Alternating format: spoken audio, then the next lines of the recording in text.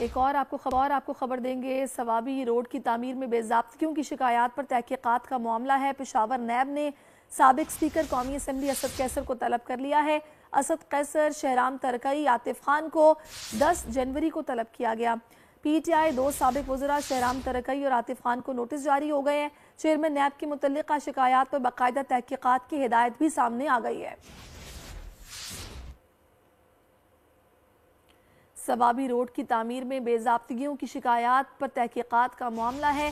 Peshawar NAB نے action لیا ہے۔ سابق اسپیکر قومی اسمبلی اسد قیصر کو طلب کیا ہے۔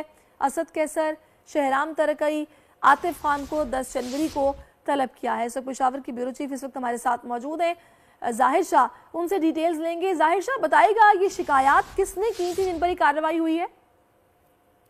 نیب نے جو ہے انکوائری شروع کی تھی ان منسٹرز کے خلاف، جن میں سابق اسپیکر قومی اسمبلی اسد قیصر بھی شامل ہے اور 2 سینئر وزراء شہرام خان ترکئی اور عاطف خان، جو کہ اس وقت پشاور ڈویژن کے صدر بھی ہیں تحریک انصاف کے، ان کے خلاف ریفرنس دائر کیا گیا تھا اور اب انہیں 10 جنوری کو طلب کیا گیا ہے۔ جو اطلاعات یا جو ڈاکومنٹ ہمارے پاس موجود ہے اس کے مطابق یہ کہا گیا ہے کہ سابق اسپیکر قومی اسمبلی اسد قیصر کے خلاف مردان ثوابی روڈ کی تعمیر میں جو ہے بے ضابطگیوں کی شکایات موصول ہوئی تھی اور باقاعدہ اپلیکیشن نیب کے پاس جمع کرائی گئی تھی، جس کے بعد نیب نے جو ہے ان کے خلاف انکوائری شروع کی ہے۔ عاطف خان کے خلاف یہ کہا گیا ہے کہ جب وہ منسٹر سپورٹس اینڈ ٹورزم تھے تو سپورٹس اور ٹورزم کے پروجیکٹ میں جو ہے بڑے پیمانے پہ انہوں نے ناجائز اپنے اختیارات کا استعمال کیا ہے اور کرپشن کی ہے، اور ان کے خلاف جو ہے یہ انکوائری جو ہے وہ کی گئی ہے۔ ساتھ ساتھ شہرام خان ترکئی کے خلاف بھی جو ہے مختلف قسم کے ریفرنسز فائل کیے گئے اور ان پر بھی بے قاعدگیوں اور